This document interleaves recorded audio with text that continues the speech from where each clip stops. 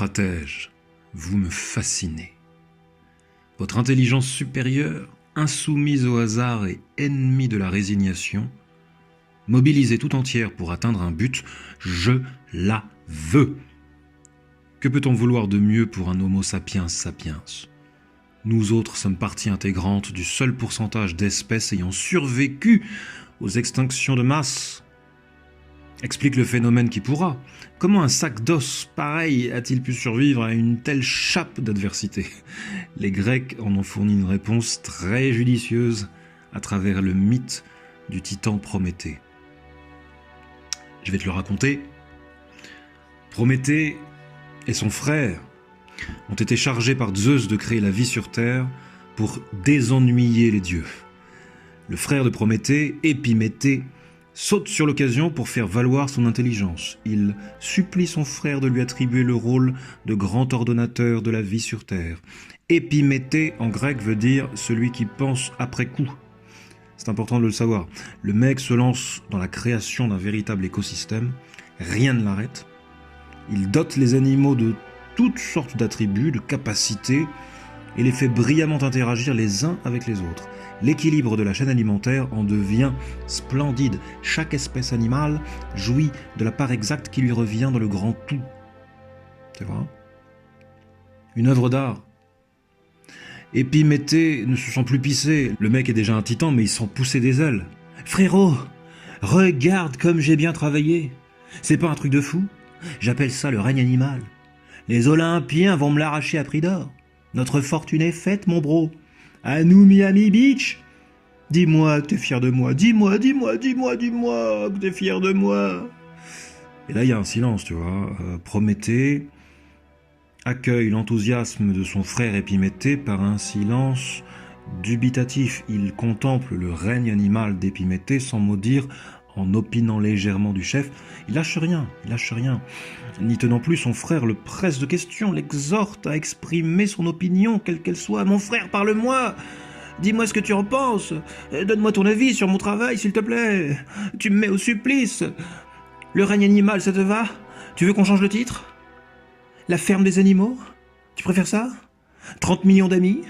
Speak to me, Prométhée! Dis-moi quelque chose! Le silence est trop hardcore, s'il te plaît! C'est bon, calme-toi, Épiméthée, relax! Je vais te dire ce que je pense. Ah, c'est très beau. Ah, tu te souviens des petites statuettes d'argile que Zeus nous a données pour faire les humains? Oui, tu n'y as pas touché. Ah, tu as travaillé sur les animaux, brillamment du reste, mais les humains sont nus, sans dents de sabre, sans griffes, sans fourrure, sans écailles, sans plumes, sans rapidité, sans vélocité, sans force. Ah, oui, j'ai oublié les humains. En effet. Et je n'ai plus de pâte à modeler. En effet. Merde. Tu l'as dit, Bouffi. Merde. Zeus tenait à ce que nous réussissions les humains, surtout les femelles. Il y tenait particulièrement. Et qu'est-ce qu'on va faire, frérot? Zeus va pas être content. Épiméthée, tu portes bien ton nom. Celui qui pense après coup. Putain, c'est vrai. Toi, tu as toujours un coup d'avance, Prométhée. T'as un plan, j'en suis sûr. Un plan pour nous sortir de là. En effet. Le feu et les arts. Quoi? Laisse tomber. Notre cher Prométhée, premier humaniste de l'histoire, a exercé son audace contre la bévue de son frère en subtilisant aux dieux de l'Olympe leurs feux et leurs arts. L'art de se vêtir, l'art de se nourrir, l'art de construire, l'art de cultiver, l'art de se défendre, l'art de maîtriser le feu. Bloum! Il a donné tout ça aux humains. Noël avant Noël. Black Friday, mon ami. Zeus, qui n'en demandait pas tant, a très sévèrement puni Prométhée pour avoir doté ces petites statuettes d'argile de telles capacités. Le feu, surtout. C'est la vision. La vision dans les ténèbres. L'homo sapiens sapiens, qui n'était rien, peut maintenant s'ouvrir à l'être, comme dirait Heidegger, et devenir tout ce qu'il veut. Il en résulte que l'équilibre de la chaîne alimentaire, créée par Épiméthée, en est profondément bouleversé. L'outsider prend le contrôle des opérations. Sa faiblesse native, yin, chez les taoïstes chinois, se change en force, yang. Son intelligence industrieuse, permise par le feu, c'est-à-dire la vision dans les ténèbres, autrement dit la compréhension, assure que sa volonté soit suivie. Comprendre le monde et agir sur cette compréhension pour en tirer avantage, c'est ça la stratégie, l'art de l'avantage. Merci Prométhée. Écoutons l'auteur Alexis Lavie. Toute stratégie est donc avant tout une pratique de la compréhension, au sens où cette dernière requiert simplement de voir les choses, mais de voir aussi comment chacune est en rapport avec toutes les autres, et comment toutes jouent entre elles. Ceux d'entre nous qui jouent à regarder les choses jouer entre elles, et à leur guise les poussent du doigt dans telle ou telle direction, sont des stratèges, insoumis au hasard, ennemis de la résignation. On leur doit de figurer dans le 1% des espèces survivantes aux extinctions de masse. Le terme stratégie fait référence à la guerre, cela va de soi. C'est la science du commandement des troupes. Stratos, en grec, signifie armée. Again signifie manœuvrer.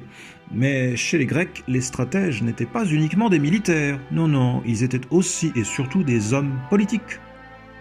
Des avocats, des philosophes de la vie publique, qui livraient bataille à l'Assemblée avant de se castagner sur un champ de bataille. On pense à Nicias, on pense à Hyperbolos, on pense au bel Alcibiade, le salopard le plus séduisant de toute l'Antiquité. Nous sommes au 5e siècle avant Jésus-Christ.